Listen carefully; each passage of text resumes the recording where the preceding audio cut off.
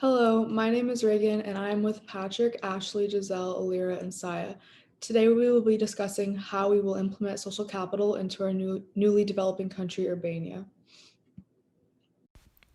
Putnam defines social capital as voluntary cooperation in which the efficiency of society improves through the use of social networks, trust, norms of reciprocity, and civic engagement. He believes that social capital is productive and can be found within organizations in which there are connections among individuals. Putnam illustrates this definition through rotating credit associations, in which external sources of social capital are enforced through mutual aid processes. He states that unlike other forms of capital, it must often be produced as a byproduct of other social activities. Putnam emphasizes the importance of trust and mutual confidence for the public good. Putnam argues that there are historical roots which play a part in the linkage between social capital and democratic stability given his support for norms of reciprocity. He illustrates the success of horizontal relationships in solving dilemmas of collective action and how horizontal structures foster institutional success. He establishes horizontal structures as a positive association with a good government. Furthermore, he argues that internal and external effects stabilize the democratic government because internally associations instill habits of cooperation, and externally, the network of secondary associations enables effective social collaboration. Putnam emphasizes that generalized reciprocity is a highly productive component of social capital and that it efficiently restrains the threats of opportunism. He associates this with dense networks of social exchange and further explains how it serves to reconcile self interest and solidarity. Putnam argues that an increase in civic culture boosts the stability of democracy given the cooperation among individuals, which enable the stability of political institutions. He emphasizes the importance of active participation enabled by this linkage. Putnam manages to illustrate the linkage between social capital and democratic stability as he favors northern Italy given their strong cultural norms of trust and reciprocity. So, Fiorina disagrees with Putnam when he says that a robust civil society always helps democracy because Fiorina believes that it's quality over quantity that matters most in a civil society. And Fiorina also believes that social capital is the most effective when there's high aggregation. And so Fiorina created the miracle of aggregation, and it's basically if more people participate in the political system, democracy should make it easier for their citizens to vote and be a part of that political system. And then he also creates a problem, or the E problem, which is basically the expected value of participation equals the probability of action being decisive times the value of proposed alternative minus the cost of participating. And Fiorina believes that democracy should make efforts to lower these costs that many people find too high. And the equation is E times P equals P times B minus C plus E. And it basically describes a voter's reason to participate if he uses it to explain why aggregation is so important. Okay, so Berman, she disagrees with Fiorina, and she specifically disagrees with his idea of miracle aggregation, which is if more people participate in the political system, democracy should make it easier for their citizens to vote and be a part of that political system. She doesn't believe in that. She also believes that a country shouldn't be as moderate as expected. An example is the Weimar Republic and its downfall, and that particularly in that it's much participation may not be enough to have a stable democracy. Kaplan agreed with Berman, and he also said that the mass political opinion was irrational. He believes that there are not enough educated and informed voters to make good decisions for the country. He also said that voters could be easily taken advantage of by political parties because they were mostly driven by emotion and their political ideology. This leads to irrational voting patterns and policies that are harmful to the people and democracy. He wanted to propose two alternatives. He either wanted markets to make the decision, although many people believe this to be impractical, or for voters to have to take economic literacy tests to ensure that the voters were educated and could make smart decisions. Before we discuss whether the social capital should be the primary method to stabilize a developing democracy, I think it's best to discuss some of the differences between northern and southern Italy. So northern Italy has been known to be more wealthy compared to the south. Much of this has to do with the citizens' mentalities as well as the stereotypes that have been said about their cultures. For example, northern Italy is seen to be more business-oriented and hardworking, as it produces 90% of Italy's exports, which also makes the north a more economically developed region. The north is also in close contact with other European countries such as France and Switzerland, and have been very influenced by their cultures as them being so close to the northern region.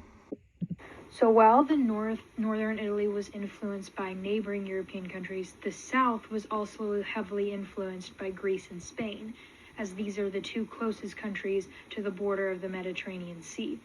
They've also had a lack of social mobility. For years, the South has done everything to prevent, including the lower and middle class, in the modernization of their country. This has since destroyed the south of Italy, leaving an increasing divide between the rich and the vast majority of the middle class. Another difference is that the south is more agriculturally based compared to the north. The south also has very low entrepreneurial attributes. There are very few risk takers in that region because nowhere are younger generations taught that entrepreneurship is a valid option for the smart and able. So because of this, many of them fall into working with the government, which is why the South is less economically developed. So now that we know more about Italy, we can start talking about if the social capital should be emphasized as the primary method by which to stabilize a developing democracy. Well, let's first understand what social capital is. In the most basic form, it is the cooperation of individuals to work together in a group to effectively achieve a common purpose. The North is a great example of this. Citizens in the North are driven and thus making it an economically successful region. Putnam's idea covers this as well. As you heard earlier in the presentation, Putnam treated social capital as the amount of participatory potential and trust in others. This can be seen as the main stock characterizing the political culture of modern societies. This idea contradicted Fiorina's opinion about the social capital. She believed that more people contributed to the political system, it will reduce people's extreme opinions. Berman disagrees with Fiorina. He continuously uses the Nazi Germany as an example. She concluded that association should not be regarded as good or bad, but instead dependent for its effect on the political context. Lastly, Kaplan's ideas discuss how us voters act on emotion instead of reason, which leads more to irrational voting. This can hurt the public more than the individual voter. So continuing on, Weimar Germany, of course, is an example of a young democratic country that had a strong presence of civic culture that in the end, of course, failed because the Nazi Party took advantage of their civic culture to promote their authoritarian ideals. However, I don't think it's fair to say that the civic culture is what caused it to fail because there were so many other factors that could potentially be responsible. One of these examples would be the reparations after World War I and the Great Depression, since they ensured that the democratic government would stay weak in the region. And therefore, this made the institutional framework of the weak democracy evident through its economic failure. And since economic factors are what initially revealed this fragility, I think personally that it's more responsible for the downfall rather than cultural differences or rather the social capital itself. If democracy was stronger and if the government was able to help the majority of its people, then the strong civic culture already present would have been put towards the Weimar Republic itself and not the Nazi Party. In other words, the failure of Weimar brought its people together through their shared social capital to find a solution. And that solution happened to be the Nazi Party. Overall, Weimar did not fail because of its strong civic culture itself, rather than it failed because other factors that went into the downfall made people desperate to find their stability. Continuing on, I want to discuss if there were any ways that Weimar Germany could have been successful. And since we already discussed that it probably would have been possible without an economic depression, I want to talk about how the nudges could have saved it. And in Thaler and Sunstein's words, a nudge is basically any aspect of choice architecture that alters behavior in a predictable way without forbidding alternatives or significantly changing economic incentives. If you take a look at the percentages of socioeconomic classes living in Northeim, Germany during the Weimar Republic's reign, they are pretty spread out with the majority living in the middle class. Just to repeat that point, of course, the strong social capital was already visible in Germany, and to prove that, in Northeim, there was a 90% voter turnout rate. And since the social capital was already there, and the Nazi Party is what swayed the middle class, if the government implemented nudges, they may have prevented the regime from taking a hold of the country. And so basically, I feel like if the government decided to use nudges to promote democracy in ways, it could have maybe not necessarily ended up stopping the Nazi Party, but at least slowing its drastically high rise to power. So basically, overall, social capital works successfully if it is implemented correctly. There are many ways to do this and many ways to prevent failure, including the usage of nudges by a democratic government. The failure of Weimar Germany basically shows us what not to do in Urbania. And so because of this, it is a great example to follow since it shows where things can go wrong. And if democracy is failing its people, then they will seek stability through other forms of government.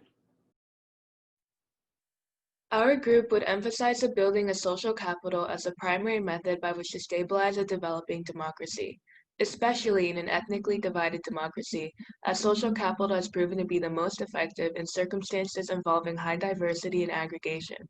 Social networking and personal relations are not only natural, as humans are communal species, but also beneficial to the nation as a whole. The usage of voluntary cooperation and mutual trust is vital in ensuring democratic stability. Furthermore, civic engagement and active participation increases productivity and government efficiency. This can be seen clearly in the cases of both northern and southern Italy. While the north flourished both economically and societally, the south struggled due to lack of social mobility. Another reason why our group believes in the prominence of social capital in the stabilizing a developing democracy.